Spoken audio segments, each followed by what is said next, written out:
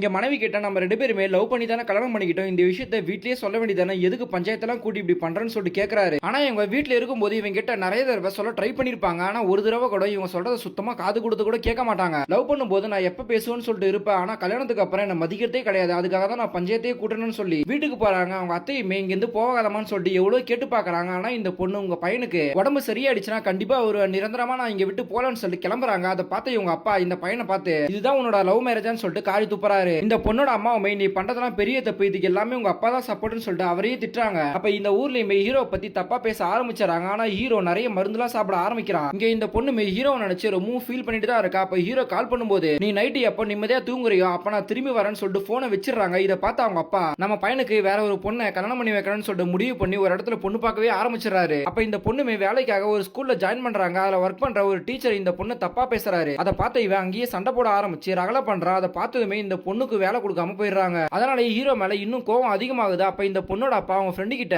நீயாச்சும் என் பொண்ணு கிட்ட பேசி பாருமா, இதெல்லாம் ஒரு பிரச்சனை சொல்லிட்டு வந்திருக்கான்னு சொல்லிட்டு அவங்களை அனுப்பி வைக்கிறாங்க. இவங்க ஹீரோயின் கிட்ட போயிட்டு இதெல்லாம் ஒரு பிரச்சனை, நீ ஏன்டி இங்க வந்திருக்குன்னு சொல்லிட்டு கேக்குறாங்க. அப்பதான் ஹீரோயின் ஒரு உண்மையை சொல்றாங்க. ஆக்சுவலா ஃபர்ஸ்ட் நைட் அன்னைக்கு சரியா 12 மணிக்கு தூங்கிட்டு இருந்த ஹீரோ திடீர்னு காணாம போயிடுறா. எங்கன்னு பார்த்தா ஜன்னலாண்ட நின்னுகிட்டு பேய் மாதிரி வந்து பைபிள் வச்சு இவங்களை விழ வச்சிருக்கான். அடுத்த நாளும் அதே மாதிரி தான் கட்டிலுக்கு கீழே உட்காந்துக்கிட்டு மந்திரம்லாம் போட்டுக்கிட்டு ஒரு சின்ன பையன் மாதிரி பேசிட்டு என்னையே சுத்தி சுத்தி வந்தான். 3வது நாளுமே பாஷையே தெரியாத மொழியெல்லாம் பேசி பேய் மாதிரி நடந்துகிட்டா. இவன் கூட எப்படி வாழ முடியும், இது எப்படி நான் வெளியும் சொல்லுவேன். அதனால தான் பஞ்சாயத்தை கூட்டி தூக்கத்திலே பேசுறான்னு பொய் சொல்லணும்னு சொல்லிட்டு சொல்றாங்க. அதை கேட்ட ஃப்ரெண்டுமே ரொம்ப ஃபீல் பண்றாங்க.